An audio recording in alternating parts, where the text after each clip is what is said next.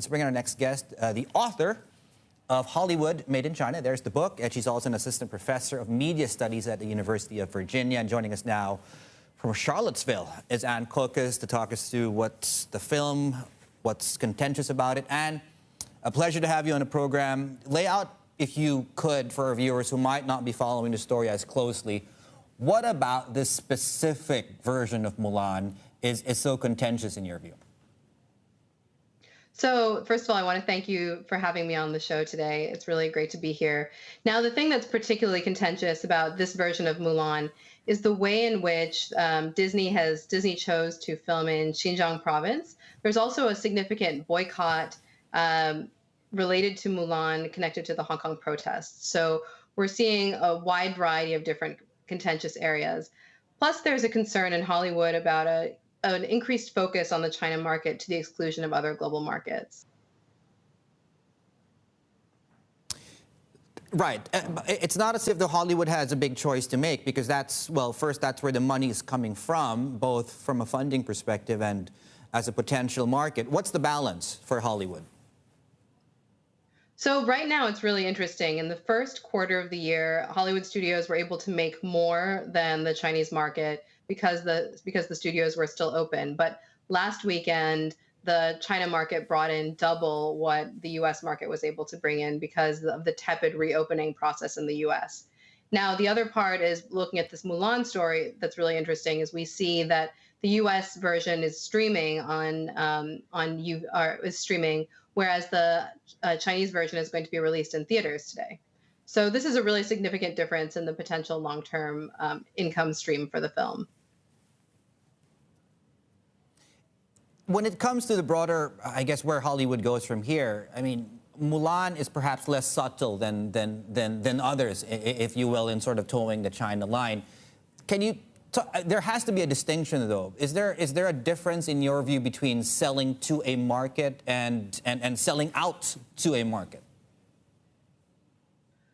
So I think that's the challenge that Hollywood studios are facing with Mulan, because they're trying to be able to kind of split the baby, to sell to the China market and to sell to other global markets. And to be frank, the China market is very distinctive. Consumers there want different things than people in the U.S.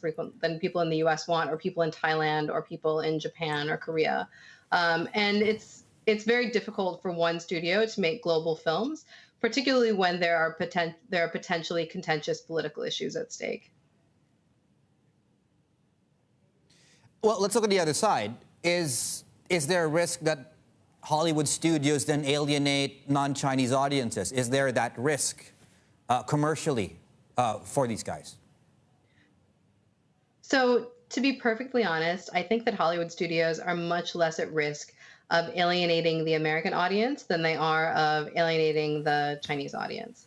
Because frankly, we've seen in recent years that Chinese audiences are very interested in local fare. The Chinese domestic market has dramatically increased its ability to produce blockbusters and animated films like The Wandering Earth and Neja and Wolf Warrior 2, which all brought in huge amounts of money, hundreds of millions of dollars in the China market.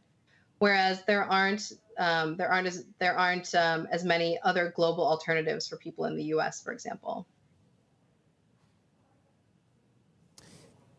So it comes down to one simple thing: it's money. Can Hollywood afford not to? Well, it'll be really interesting to see what happens following the coronavirus pandemic, because we may see a shift in the types of movies that are made.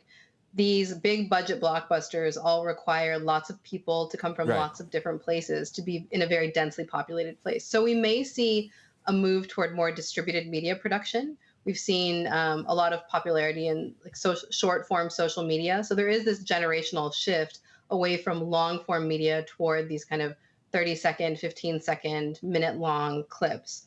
And those don't require the same kind of production budgets. Very quickly, do you think Disney's got this one right or wrong? I think that this one was a big loss for Disney. We will see what happens with regard to the China market and the box office. Initial results, initial reviews have not been very favorable. Some things that I've read have been that it's kind of derivative, that it's kind of like watching a bad Chinese movie that isn't really very creative. So we'll see what happens.